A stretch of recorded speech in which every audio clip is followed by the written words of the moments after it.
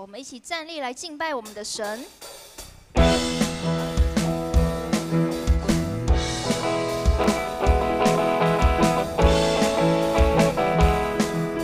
们一起来拍手敬拜。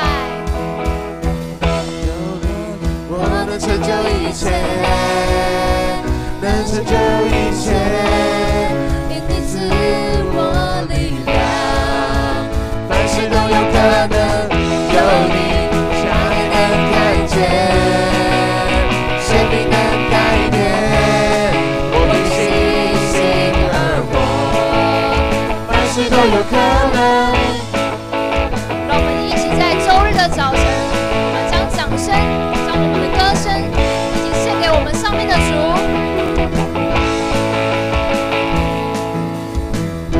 我活着不是凭眼见。 这不是凭感觉，我深知主你与我同在，在你却没有难成的事，有你我能成就一切，能成就一切，因你赐我力量。 都有可能，有你，想也能看见，生命能改变，我凭信心而活，凡事都有可能。我们活着不是凭眼见，我们是因着神，我们因着盼望，因着他的信心而活。我们将我们的生命主权交给他。 活着不是凭眼觉，活着不是凭感觉。主，我们深知，我深知，主你与我同在，在你却没有难成的事。有你，我能成就一切。 这一切，因你赐我力量，凡事都有可能。有你瞎眼能看见，有你我们的生命能改变。生命能改变，我凭信心而活，凡事都有可能。我相信，我相信。我们大声喊出我们的信心。我相信耶稣，我相信，我相信。 我相信，我相信耶稣，我相信，我相信。我们大声宣告我们的信心。我相信，我相信。我相信，我相信。再一次，我相信。我相信，我相信。我相信，我相信耶稣。我相信，我相信。我相信，我相信耶稣。 有你，我能成就一切，能成就一切，因你赐我力量，凡事都有可能。有你，瞎也能看见，生命能改变，我凭信心一起大声喊出，凡事都有可能。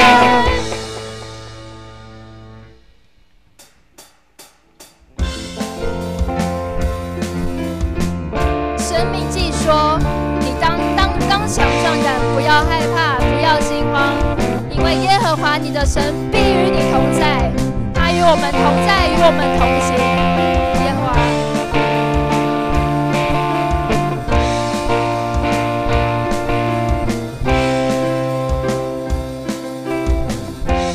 我赞美，是万有主宰，我全人。 给你恩典，你的爱的心热情明白，与凡事性命的你道路，我要用全心全力与你同行，有你居住在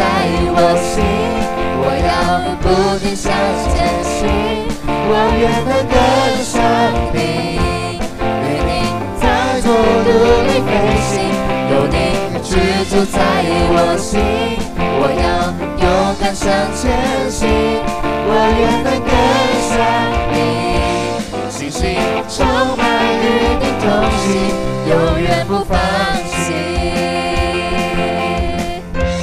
主啊，当我们没有信心的时候，你的圣灵充满在我们的生命，我们不会害怕，不惊慌。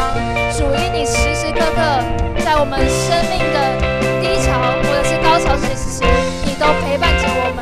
我们要一直不停的赞美赞美人，赞美下去。我们再一起唱这首歌，我敬拜，我敬拜，你是荣耀救主，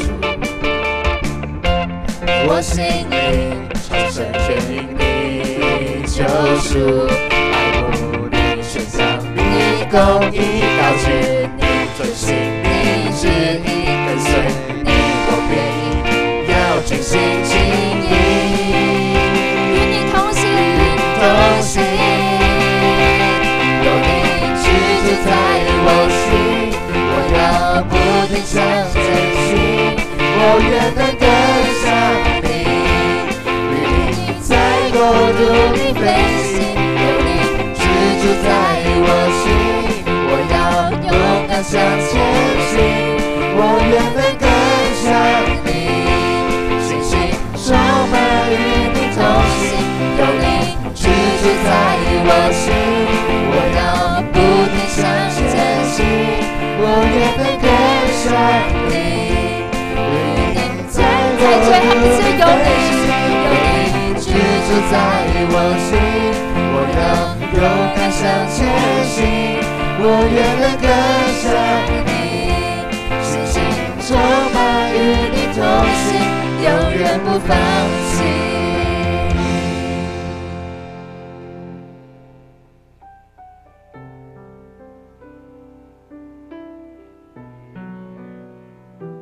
让我们用我们的心，把我们心坦然的在你面前，我们一起唱这首。你的圣洁永不改变，此刻我来见你容面，承认你是我所有一切，屈膝谦卑。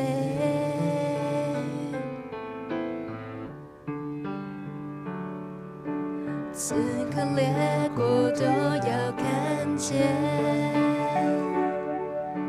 世界因你爱被挽回，在恩典之下，我仍敬畏，何等伟大，配得赞美。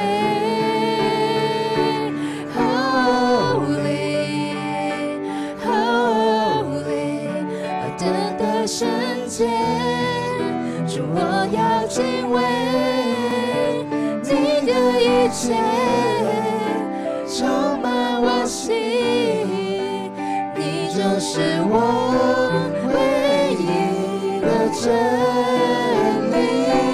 哦，主啊，主啊，你是我们的光，主你的荣美、你的圣洁都在我们眼前，我们要跟随着你。我敬畏，就得着智慧。我们将我们的心单单的跟随你，跟随着耶稣。你的圣洁，你的圣洁是如此的美。你的声音不改变，此刻我来见你容面。承认你是我所有一切，屈膝谦卑。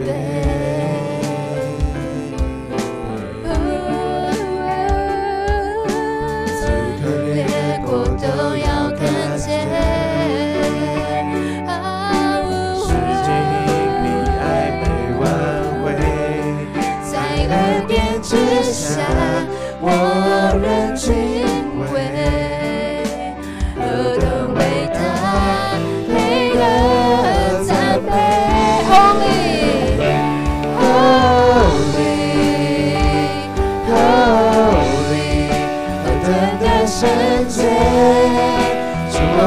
敬畏，你的一切充满我心，你就是我唯一的真理。Holy, Holy， 何等的荣美，如此的尊贵，在我敬畏，就得着智慧，这一刻我只想专心跟随。让我们在这时刻将我们的心献上给主。主啊，我们希望这时刻你陪着我们，我们在这个敬拜中，你的灵充满在里面。主，你是圣洁的，你是荣美的，我们要跟随你，我们跟随你的心。让我们举起双手，上哈利路亚。哦，哈利路亚，哦，哈利路亚，你是万主之主，你是万王之王。万王之王，就在宝座上，从我的君王，我降服在你爱之下。哈利路亚，哦，哈利路亚，哦，哈利路亚，你是万主之主，万王之王，坐在宝座上，复活的君王，我降服在你爱之下。一起唱 Holy。 Holy, Holy， 何等的圣洁，主我要敬畏，你的一切充满我心，你就是我唯一的真理。Holy， 何等的荣美，如此的尊贵，让我敬畏，就得着智慧，这一刻我只想真心跟随。主啊，哈利路亚，哈利路亚！你是万主之主，万主之王。主啊，你是曾在那宝座之上的神。我们将我们的礼拜，接下来的每时每刻，主你的灵与我们同在，让我们敞开心来到你当中，奉以主耶稣的圣名求，阿们。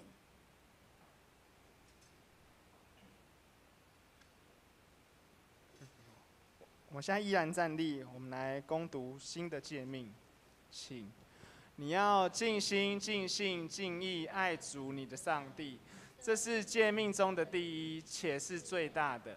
其次也相仿，就是要爱人如己。这两条诫命是律法和先知一切道理的总纲。我赐给你们一条新命令，乃是叫你们彼此相爱。我怎样爱你们，你们也要怎样相爱。你们若有彼此相爱的心，众人因此就认出你们是我的门徒了。请坐。我们现在进行奉献。我们请当值的同工。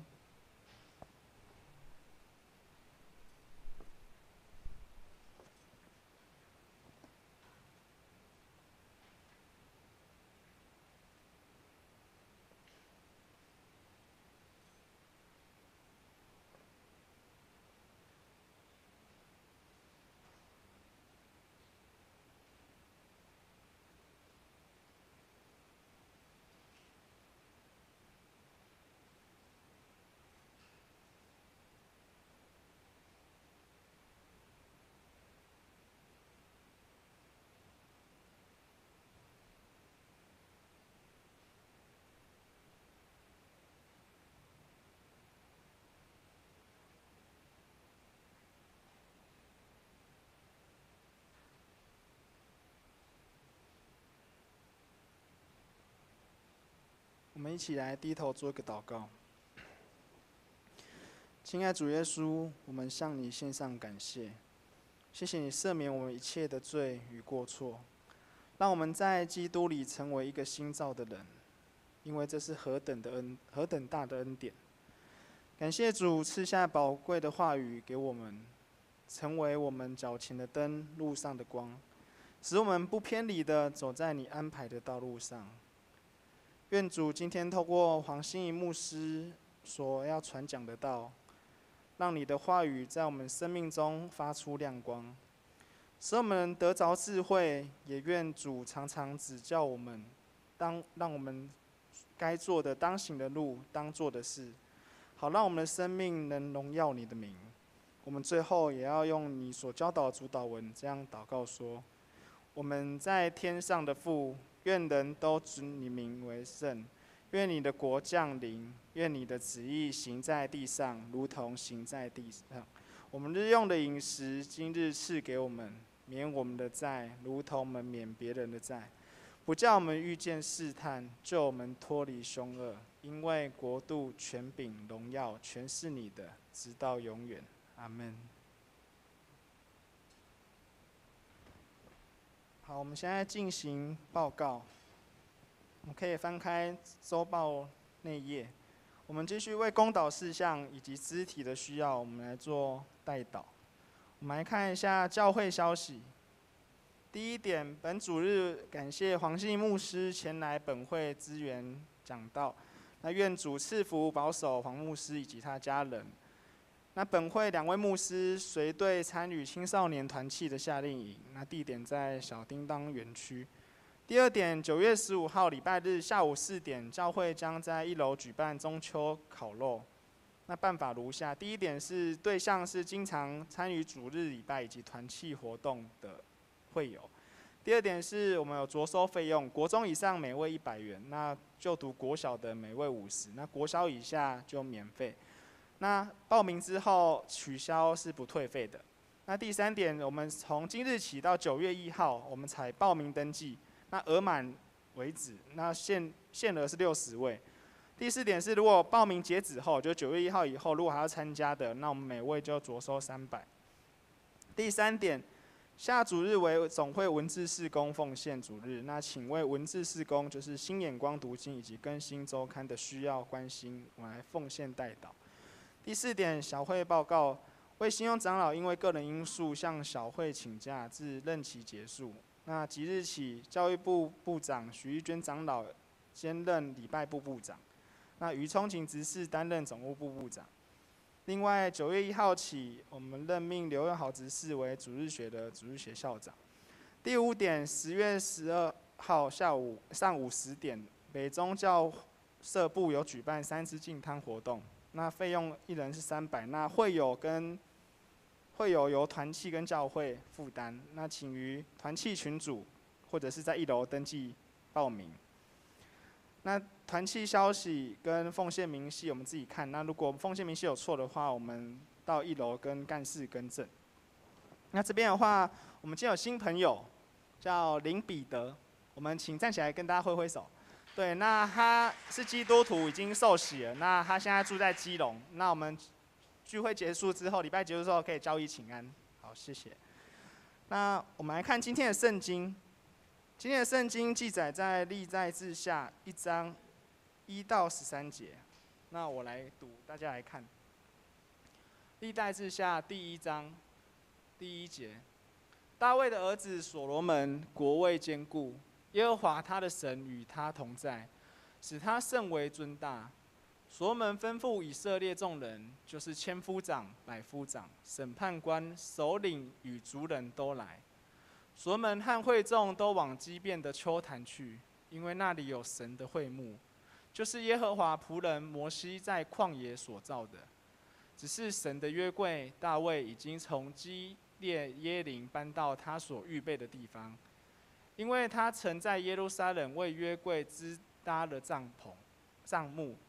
并且户尔的孙子乌利的儿子比撒列所造的铜坛，也在基遍耶和华的会幕前。所罗门和会众都在就近坛前。所罗门上到耶和华面前会幕的铜坛那里，献1000牺牲为燔祭。当夜神向所罗门显现，对他说：“你愿我赐你什么？你可以求。”所罗门对神说：“你曾向我的父大卫大施慈爱，使我接续他做王。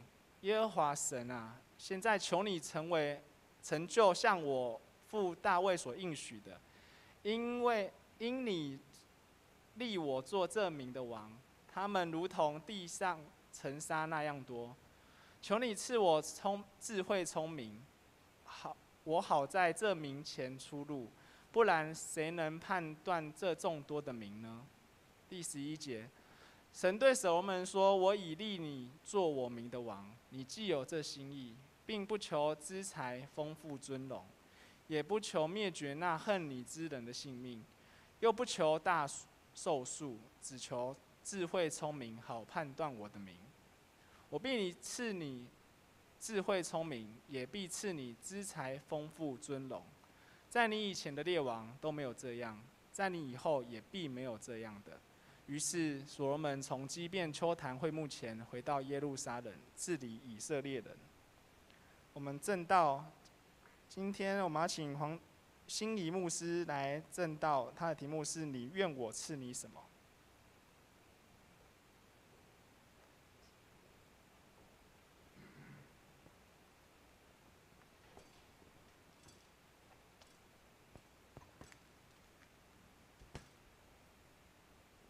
大家平安。好，在这个分享信息之前，我们先一起来祷告。上主，在我们未开口以前，你已经明白，也晓得我们心里的所求所想。谢谢神，你按着我们的需要供应给我们在座的每一个弟兄姐妹。恳求圣灵此时也运行在我们中间，好让我们所听见的、所分享的，都能够成为我们众人的养分。愿主你的名被高举，祷告都是奉靠耶稣基督的圣名祈求，阿们。好，很感谢再次有这个机会来跟大家分享信息。不晓得大家有没有人记得我？哇，很开心哎！去年跟义杰牧师交换讲台，然后他去我的教会，然后我自己就受派来来我们建成教会讲信息。那时候呢在我要来。去年的这个时候，在我要来之前，我刚跟我的教会请了育婴假，因为我的小朋友那时候才刚1岁出头，然后因为真的一个是3岁，一个是2岁，一个是1岁出头，真的太没有办法忙得过来了，就觉得对教会真的是很不好意思，所以就请了育婴假。今年同样的这个星期，志梅牧师跟义杰牧师就再一次邀请我来跟大家分享，只是今年。我是带着一个，其实我的心里面很复杂，站在这边我的心情很复杂。怎么说？因为我去年为了后来考量教会的发展，考量家庭的需要，我在请了育婴假一阵子之后，我就跟教会讲说，我决定我要离开教会。对，我在因为教会一直在等我回去，这样希望说你请完育婴假之后，我们赶快回来这样。可是我就看小朋友还这么小。然后他也还不习惯，就是还很黏着我这样，所以我就后来，我的先生也那个时候也刚去另外一间教会，我总不好让他换你开始请育婴假，然后我回去牧会，后来觉得这样对教会都不太好，所以我就决定，然后也在很多的祷告之后，我就决定跟我牧养的教会说好，我就服侍到这个阶段。当我在跟这个小会员，在跟长老们在说我决定要离开的时候，哇，那个长老当着我的面，那个眼泪马上掉下来，这样，我看他这样，我的眼泪也稀里哗啦跟着下来，这样，我就跟他一起，我们2个就互拥在那个咖啡厅里面，我们2个就互拥，然后一直痛哭这样，然后店员还跑过来问我们说：“你们还好吗？”但我只知道说那个关系是真的很亲密，所以当我决定要离开的时候，其实我很舍不得，到现在一讲到我的鼻头还觉得很酸这样，但是没有办法，因为真的孩子还太小了，所以就决定目前是全职在家顾孩子。其实在讲这些事情的那个当下，其实我心里面也有好多的，除了对教会的舍不得之外，我也好担心说，当孩子已经大到可以去学校念书之后，我还能够回到合场吗？我还能够回到牧会的现场吗？还会有教会愿意聘我吗？讲到还熟练吗？会不会很生疏了这样？特别大家知道，我不晓得大家知不知道这件事情吼。这个建成是引领先锋，做了一个很好的榜样。可是大部分的女传还不像男牧师那么样的容易找到教会，这个是实况。所以我的心里面其实带着许多的焦虑跟害怕，在刚离开教会的2-3个月，我开始就有很多的焦虑跟害怕。所以当我已经离开教会之后，因为这个约，我们今天要来这个约，其实是1年前的约，所以随着这个日期快要到了，我就问知梅牧师、一节牧师说：“我现在没有牧会哦，你们还要邀请我吗？”可以听得出来，我心里面有很多的焦虑跟紧张了吼。他们回我说：“我们就是要邀请你啊，跟你有没有牧会没有关系啊。”哇，我想他们大概不晓得，当下我听到他们这样对我说的时候，我的心里真的是波涛汹涌啊！我被好多的爱跟肯定接住那个很无助的我，所以我想要趁他们现在都不在的这个时刻，偷偷表达对他们的感谢，以及在这段时日里，我心里面好多的心路历程。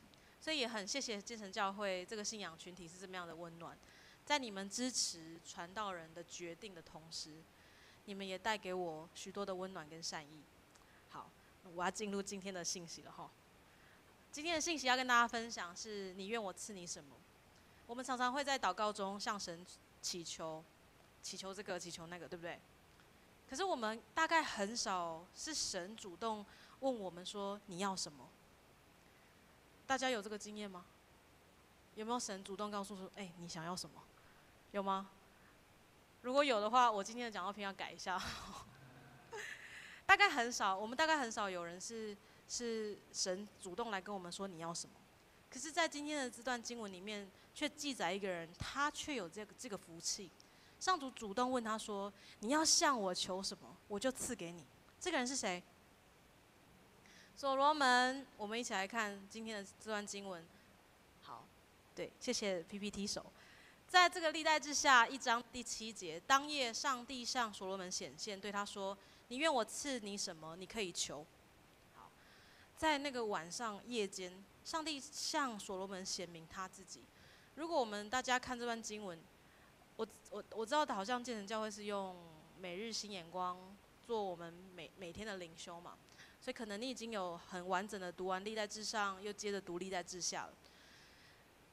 你会发现说这段经文应该是上帝第一次向所罗门显现。可是你看哦，上帝第一次跟他见面，在这个梦里跟他见面，就送了他一个大礼物，就直接问他说：“你要我赐你什么？”不知道大家有没有看过阿拉丁神灯？就是好像嘟了一下，就说：“主人，请问你想要什么愿望？你可以告诉我。”这样，上帝就是在这个梦里突然向所罗门说：“你想要什么？你要我给你什么？”我要问大家，如果今天晚上上帝出现在你的梦里面，问你同样的问题，请问你会求什么？大家已经有想法了吗？如果今天神真的出现在你的梦里面，你会跟他求什么？安语讲道，台语讲道，台语，好，这个跟他的议题有关，等一下大家可以问他，在刚刚前一场这个台语礼拜有发生美好的事情，我们可以问一下佑豪执事。好，当然我们每一个人都有自己想要的东西。如果你问小朋友，你要什么？我想我刚好听到小朋友的声音吼，我们大概会毫不犹豫的跟你说他要什么。昨天晚上我带孩子去外面吃晚餐，然后他就只吃了一点点，就跟我说：“妈妈，我吃不下了。”他就真的吃了一点点，然后就好像麻雀这样，就吃了一点点。所以我就为了要鼓励他多吃一点，我就想说好啊，既然我们人就在外面，我就想说好，而且这个信息已经准备好，我就想说我可以给他什么这样，我就跟这个孩子说，好啊，那你多吃一点点，你再多吃一点，等一下看你想要什么，妈妈买给你。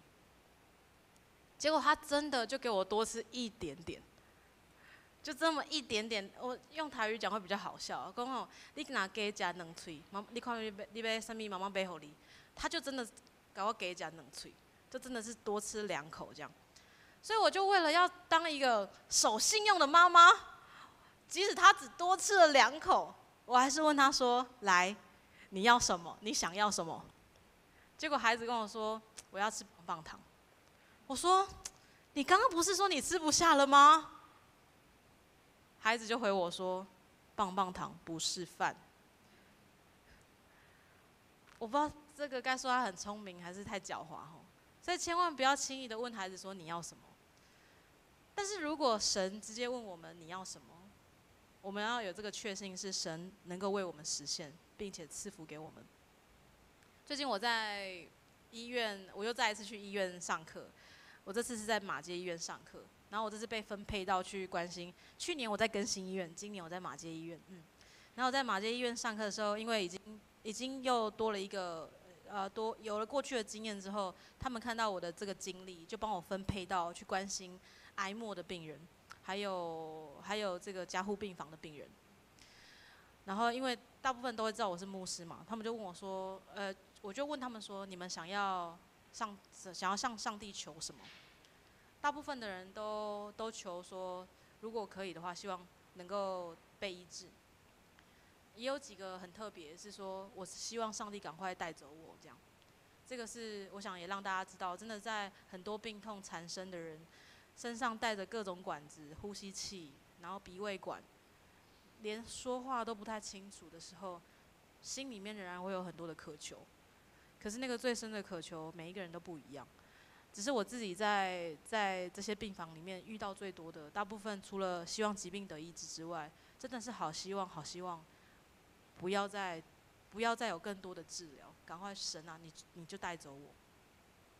所以我们可能有人会求财富，有人可能会求健康，有些人可能会求希望我能够平步青云。可是我们来看今天的这段经文，所罗门跟我们刚刚所提到的这些所求有一点点不太一样。我们一起来看为什么上帝特别跟所罗门显现。我们一起来看第3节。好，第3节，所罗门他率领全会众往基遍的丘坛去，因那里有上帝的会幕，就是耶和华的仆人摩西在旷野所造的。以及第5节的后半节，所罗门和会众求告耶和华。所罗门上到耶和华的面前，会幕的铜坛那里，在坛上献了1000祭牲为燔祭。所罗门总共献了多少燔祭？1000只，对不对？1000只，不是1只，也不是10只，或者是我们可以喊价说好，来你要拿多少奉献？有人就讲好，1000块、2000块这样。所罗门他的奉献是很直接的，就是1000只。我们看这段经文，你会发现说，所罗门他不是只是他一个人去，是多少人跟他去？一个王，好多人跟他去。我们就用一个想象好了，今天如果是我们的总统要去到哪里，光是维安的人，光是那一段路都会被封起来。所以一个王要去到丘坛去，他带的不是只是他一个人，不是带着祭司而已，他带着好多人跟他一起去，带着这么多的而且还要这么多人去扛祭物。我们今天可以有车子送嘛，对不对？可是大家要知道，当时候的人力是什么？当时候这些车子啊，这些机器，都是用人力来承载的嘛。所以1000只祭物，如果是牛，如果是羊，要多少的人力才能够把这些祭物扛去到现场？所以无论是现场的参与的人，或者是祭物，都不是一点点，而是非常庞大的一个数目。大家要晓得，这个不是献祭，不是献殿，不是献圣殿的这个献殿哦，是所罗门他第一次跟上帝很正式的一个献祭，这是在他当王之后。我们看这段经文，这段经文并没有记载说所罗门的这个时候就已经很有钱，所罗门有钱大概是他很之后的事情，所以我们可以想见，所罗门他对上帝的这个奉献，其实是非常大手笔，是他非常愿意舍得奉献给神的。这段经文并没有提到说上帝跟他讲说你要奉献，是他自己就到这个祭坛去献祭。上帝没有跟他说你要奉献1000只，但是他就这样奉献。这很有可能是所罗门他所拥有的这个牛啊、羊啊，他拿出了一个很大的一个数目，就奉献给神。今天教会的弟兄姐妹，我们在谈奉献的时候，大部分的传道人会很难跟弟兄姐妹讲说，你们要乐意奉献，因为这个好像在鼓吹弟兄姐妹赶快把你所有的钱都拿出来。可是今天透过所罗门他的这个奉献的这个行动，其实对我们每一个人，不只是弟兄姐妹，对传道人来讲，也都会是一个很大的提醒。今天我们对上帝，我们每一次在奉献的时候，我们是带着什么样的心意在奉献？是将我有的给神，还是将主啊，我愿将我的全人全心献给你，哪怕我连这些钱我都拿不出来，可是我愿意奉献。大家可以去思想这件事情。但是我就要问说，上帝向所罗门显现，是因为他的奉献很多吗？是因为他奉献的比一般百姓、比这些祭司还要多上好多倍，所以上帝向所罗门显现吗？我们一起来看先一起来看所罗门在他的梦里面发生了什么事情。我们来看第8节。好，第8节，所罗门对上帝说：“你曾向我父亲大卫大施慈爱，使我接续他做王。耶和华上帝啊，现在求你实现向我父亲大卫所应许的话，因你立我做这百姓的王，他们如同地上的尘沙那么样的多。”好，所罗门他在梦里回应上帝。我们要晓得，今天我们所读的这段对话是在哪里？都是在梦里面哦。好，所罗门在梦里面回应上帝，基本上他是纪念上帝给这个家庭、给他的父亲、给他的一个恩典。所罗门对上帝说：“你过去怎么样赐福我爸爸的，今天我也这样被你赐福。今天我会做王，是因为你实现对我父亲所应许的话。”其实我们可以用一个思维来思考。今天在教会，其实我们都有好多的家庭，有一些阿伯阿姆来对你好，很多是因为他跟你的爸爸妈妈先建立了团契的关系，他看你就像是看自己的孩子一样。今天神怎么样在恩待所罗门，其实跟大卫是很有关系的。所以今天这个所罗门他自己知道，我会做王，是因为你实现对我父亲所应许的话。所罗门他是谁的儿子？大卫嘛，哈。上帝从大卫这么多的孩子里面拣选出来做接续大卫的这个王位的一个儿子。所罗门是蒙上帝所拣选。大家手边如果有圣经，或者是手机有圣经的人，我想要邀请你一起来看一段经文。我们一起来看撒母耳记下12章第24节。撒母耳记下第12章24节。手边的圣经的页数应该是311页。这个是易节牧师说，如果要请大家翻圣经，要跟他们讲页数在哪里吼。在旧约圣经311页，或者是我们手机如果有圣经 APP 的，也可以来看一下撒母耳记下第12章第24节。大卫安慰他的妻子拔示巴，与他同房，他就生了儿子，给他起名叫所罗门。耶和华喜爱他。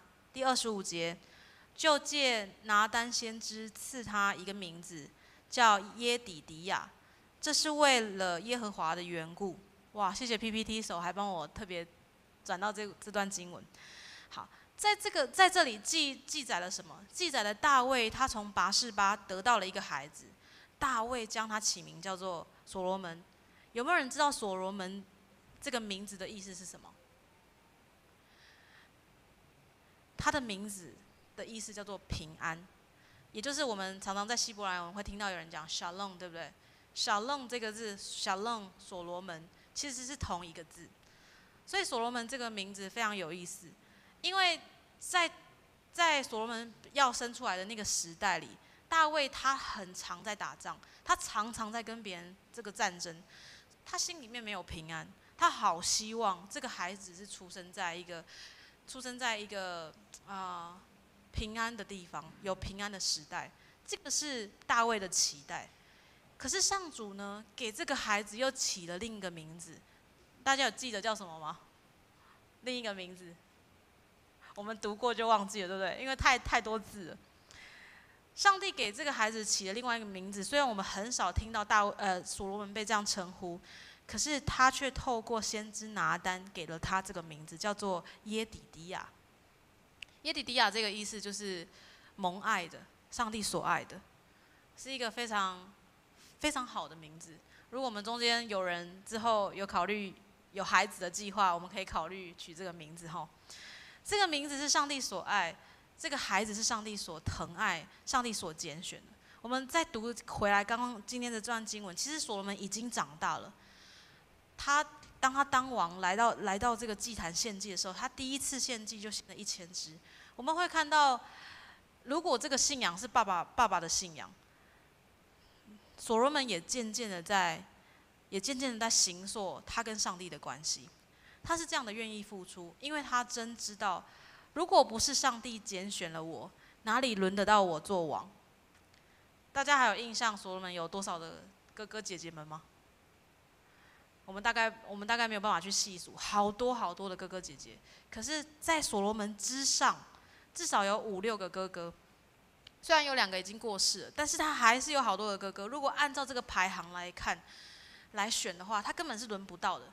可是我们晓得，有时候上帝拣选人，不一定是按照我们的排名，不一定是按照好像年纪最大的那个。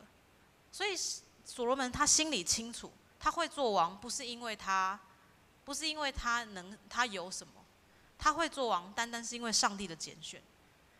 也许今天我们也可以想想，他特别在我们中间，我刚刚听佑豪只是说我们有10位年轻的执事，对不对？10位嘛，哈，开始要服侍。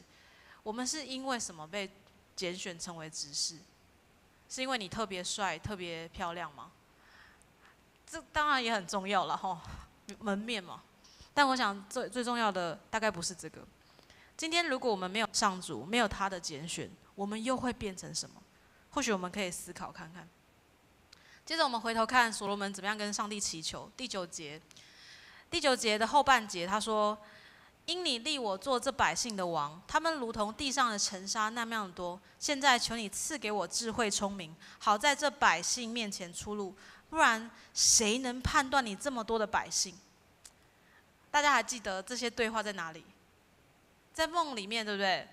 所罗门就连他在做梦，他都想起自己有很多的不足，有很多的缺乏。虽然他当了王之后，他没有忘记自己的不足，他的缺乏是什么？我刚刚在前一场礼拜才提到说，有时候当我们做了某些职位，会觉得自己我今天哇穿西装哦，看起来很了不起咯吼。当长职也好啊，当传道人、当牧师也好，会觉得自己今天变了一个身份，不太一样了，这样懂得比别人多。我记得我几年前在我封牧礼拜的那一天，因为教会比较小，然后所以我们的会堂不是那么的大，会堂大概只能容纳70、80位，坐不下的人只能被安排到我们在这个教会门口外面有搭这个叫什么帐篷，然后就排一些椅子在门口。可是因为我封牧的那个月份是在10月，特别的热，不是像都有冷气这些，所以我其实对那些来参加的人却被安排住在外面，我心里面有一些抱歉这样。可是也只能这样，因为真的就塞不下了，教会堂里面塞不下。但是那天就发生了一个插曲，至今教会的这个弟兄姐妹同工都会拿出来说笑，是什么呢？我讲给大家笑一下哈。当时候呢，我们大家都坐定了，然后就有一个比较晚到的牧师，然后他就到报道处去，然后同工就看到会堂里面已经坐满了，都坐满满的哈，然后他就领了这个牧师去坐外面的位置，这样就是我们外面有排位置嘛。结果这个牧师呢，他看到自己被安排在就是教会外面的这个位置，你们知道他说了什么吗？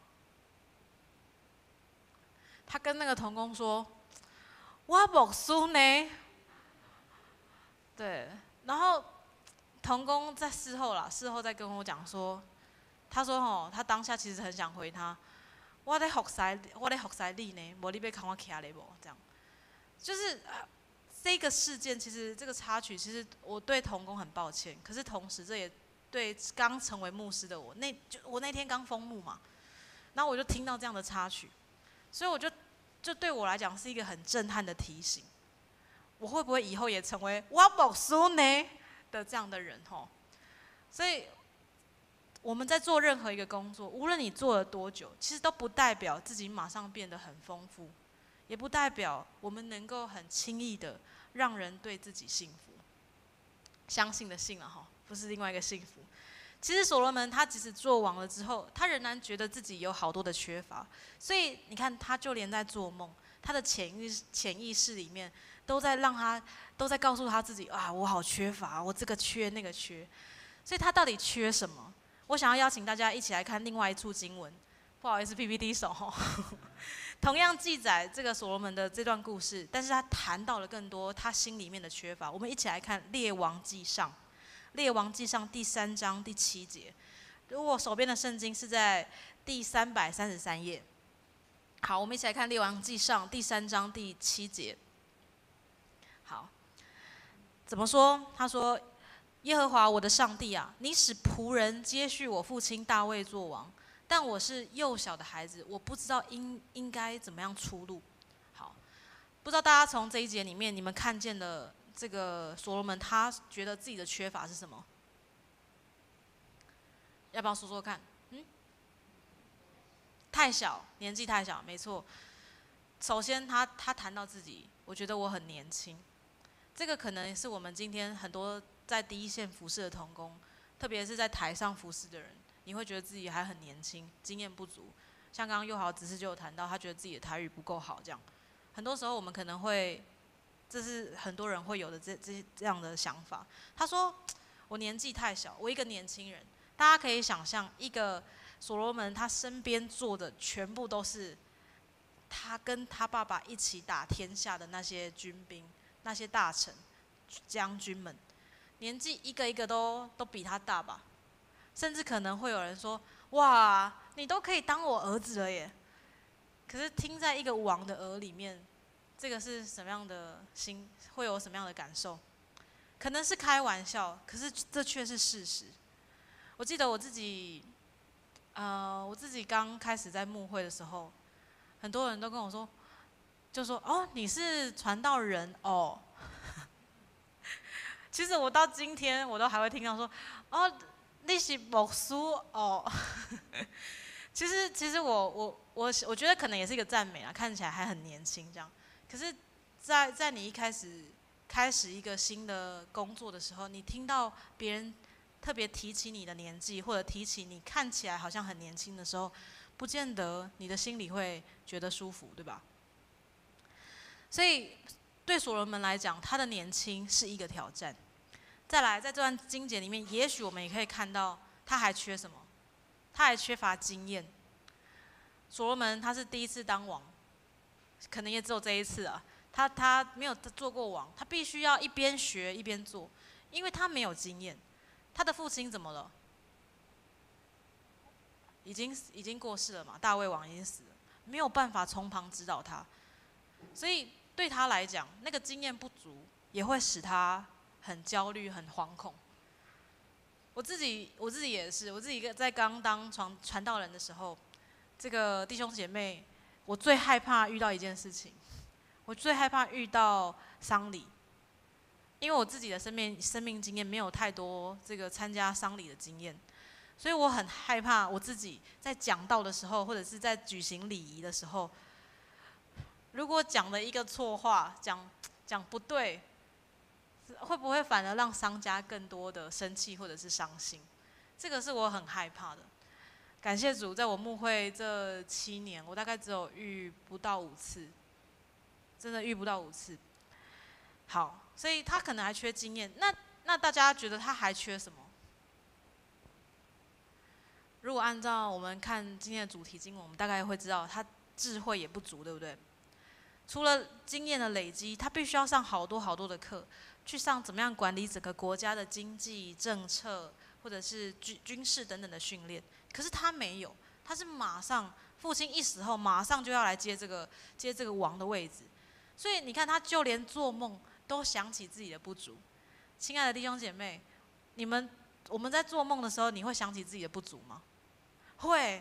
好想知道宇豪，你想到什么？啊？工作上的不足是这个是很实际的，对不对？我们很实际，常常就会梦到我的老板在追我，或者是谁在追杀我这样。我们在服侍的时候有没有想到自己的缺乏？有吗？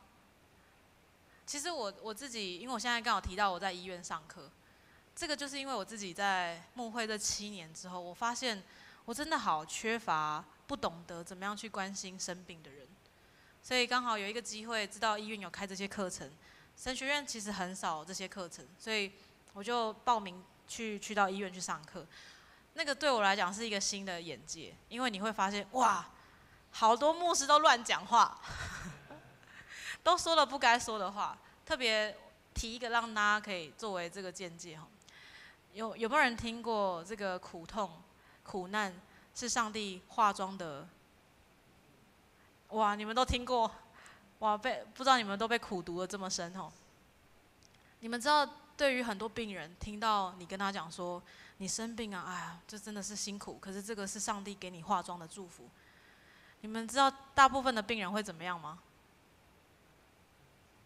请你离开，真的是很实际，是这样哦。因为当你在生病，特别你是重病的时候，我们真的很难听得下去，说这个是上帝给我们的祝福，是吗？上帝会祝福病人这样吗？除非那个是你自己的神学反思，你自己觉得说，神你让我经历了这个历程，我真的知道辛苦，可是我知道你与我同行，所以这样的时刻，也许你会说，神，这是你给我的祝福。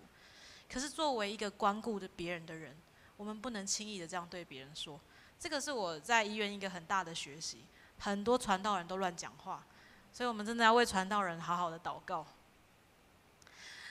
所以我们大概常常会为自己很多的不足来祈求。有些人会为恩赐，会觉得自己缺乏恩赐来祷告。上帝可能给我们这个工作，可是你会发现，当你实际在做的时候，你会觉得哇，我好没有讲到的恩赐啊，或者是当我们需要去做一些什么样需要去在台上的工作，或者是任何一个工作，你会觉得自己缺乏信心，这个怕那个怕。有些人可能缺乏胆量，有些人可能缺乏时间。你会说我好想服侍，可是我发现真的时间不够。你会常常为自己的这些不足祷告吗？我们有这样吗？我们有常常为自己的这些不足祷告？有时候真的是不可抗力的因素，有时候是真的是你好想要这样做，却没有办法。我们要为这些没有办法来祷告。所以当所罗门他对上帝说：“求你赐给我智慧聪明，好让我在这些百姓的面前出入，不然谁能够判断你这么多的百姓？”我们看见这个就是所罗门他所求的。他不是对自己有什么样的好处，去求自己有健康、求财富、求长寿。他也不是为自己的好处而向神去求了什么。我们看见这段经文，他向神求智慧，是为了他在意他能够如何完成上帝托付给他的工作，对吗？今天我们跟上帝求，我们求的背后是为了什么？或许我们可以去思考，他好在意他能不能完成上帝托付给他的工作。他需要才华，他需要知识，才能够好好的将上帝的这些托付做好。但是正是因为他知道他没有办法，他有他的缺乏，所以他就连做梦都想到他做不到嘛。他没有办法单靠他自己的能力去做任何的判断。如果我们晓得所罗门之后的故事是，他有好多跟他的判断有关的这个经验嘛。他知道他的知识、他的经验也没有办法使上帝的百姓因为他来得到好处。所以所罗门他在梦里求告上帝说：“求你帮助我，求你赐给我智慧聪明。”这个是所罗门他心里面最深的祈求。可是可以想想看，今天的我们，神托付你什么？弟兄姐妹，神今天托付你什么？今天我们不一定是教会承接圣职的人，我们不一定是教会做很多服事的人。可是，在你的工作职场，在我们每一天的学校生活里面，神托付你什么？或许我们可以想想看，上帝托付建成教会什么？这个，我们常常都会需要共同来祷告。如果今天神托付你他的孩子，我们会不会需要智慧？自己以前觉得当妈妈有什么难？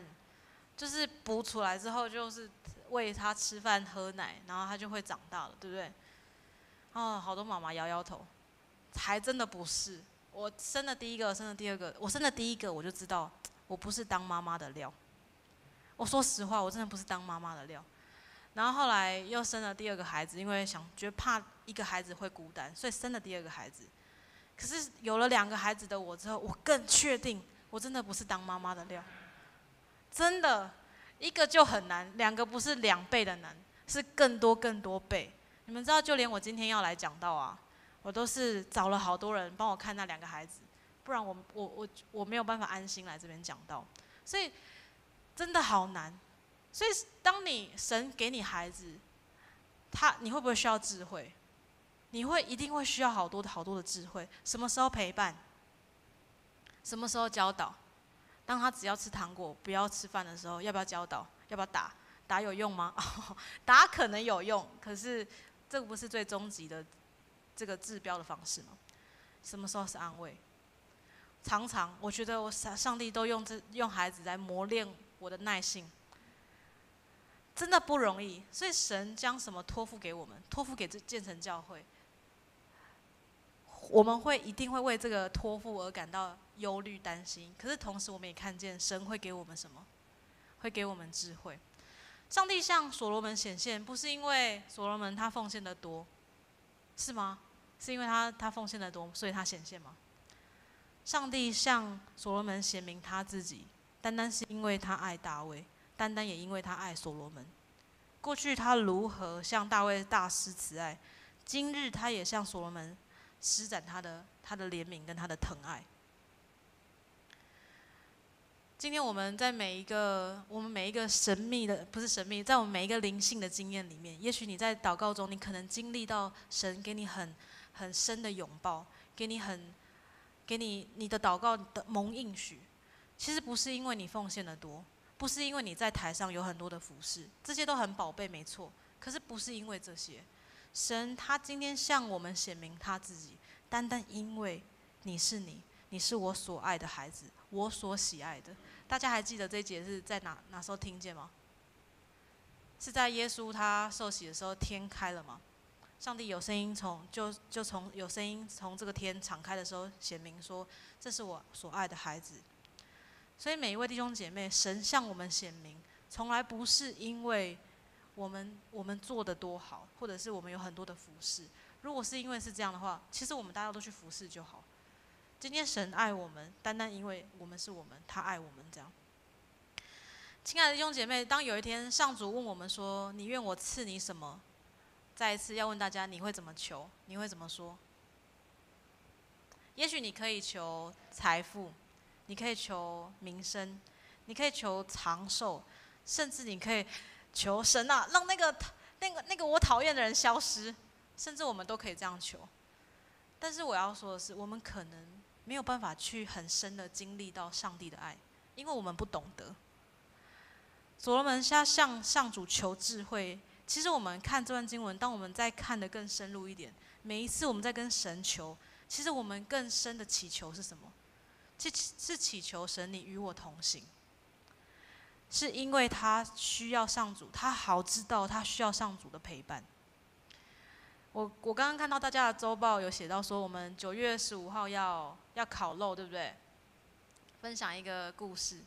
我自己，因为我牧会的教会大部分2/3是青年，所以很需要找青年来我们家吃饭啊，一起吃吃喝喝去玩乐这样。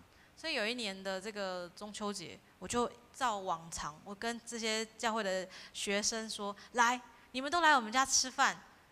然后通常他们知道来我们家吃饭，就是我会请他们吃饭，所以他们每一个人都说好，没有一个说不要。所以他们求的是什么？学生嘛，求温饱，对不对？求哇，有一个又可以骗吃骗喝的时候，好开心哦！他们都来这样。然后呢，来了之后就在我们家的客厅，有的就开始打 Switch， 然后有的就开始自己在那边看 Netflix， 然后这边玩牌啊干嘛的。然后我自己在那边备菜啊，就是在预备晚上要烤肉的东西。后来就有一个社青就走进来厨房，他好生气哦，他跟我一边那边剥蒜头，那边一边生气，我看那个蒜头的籽都飞起来这样。我就说你怎么了？他就说你为什么要让这些人来白吃白喝？为什么不叫他们进来做事情？然后我就听他这边讲嘛，我就想起3年前这个学生也是跟他们一样坐在那里的人。可是我在他的怒气里面，我听到了什么？我听到的是他心疼我嘛，他心疼我一个人在厨房工作，他心疼我看到这些学生白吃白喝这样。我就明白一件事情，在他的怒气里面，我得到了他，我得到了同工。我知道，我就跟这个学生讲说，我就跟这个社青讲说，所以我现在有了你啊。他很生气说，你看他们在那白吃白喝这样，为什么不叫他们进来？如果我们都是用要求的，没有人能够真正顺服。正是因为人体验到爱，体验到被关心，他才有办法自然而然主动的到你的面前说，我看见我的缺乏。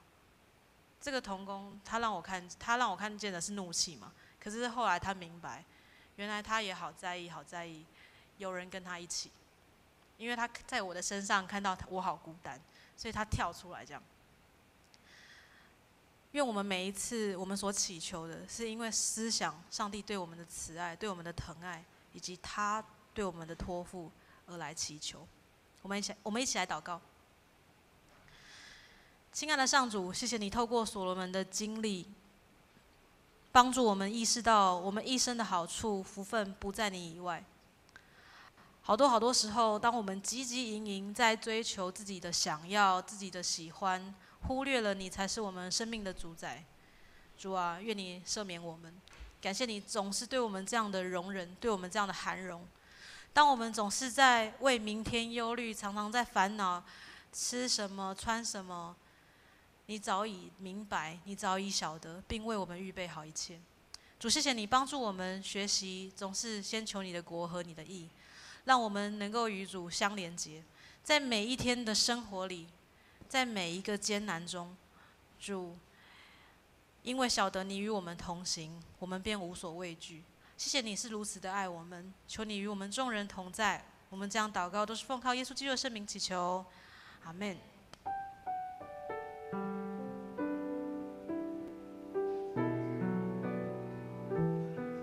回应诗。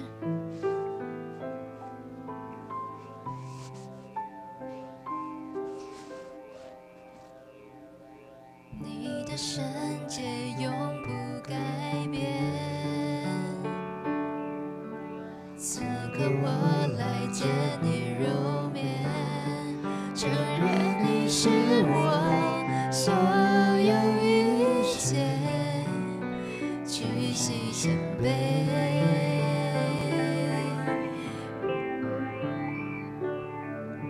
此刻列国都要看见，世界因你爱被挽回，在恩典之下，我仍敬畏，何等伟大，配得赞美。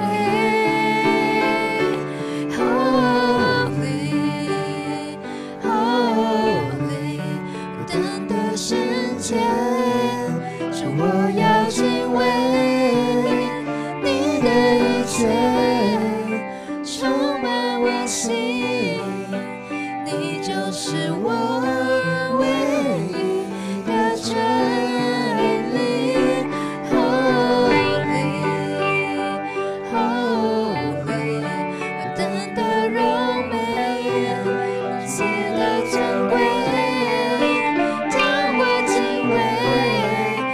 得着智慧，这一刻我只想专心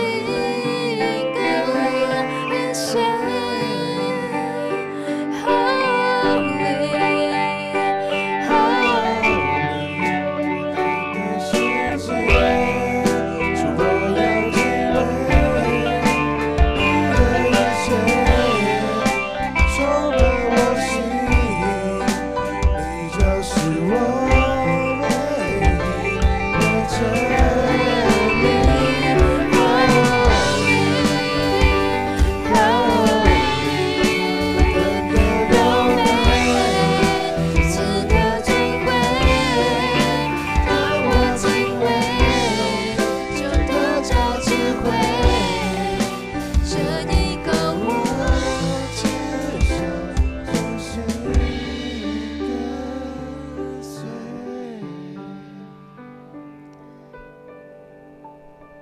神原谅我们总是看见自己的需要，忘记我们可以先求你的国和你的义。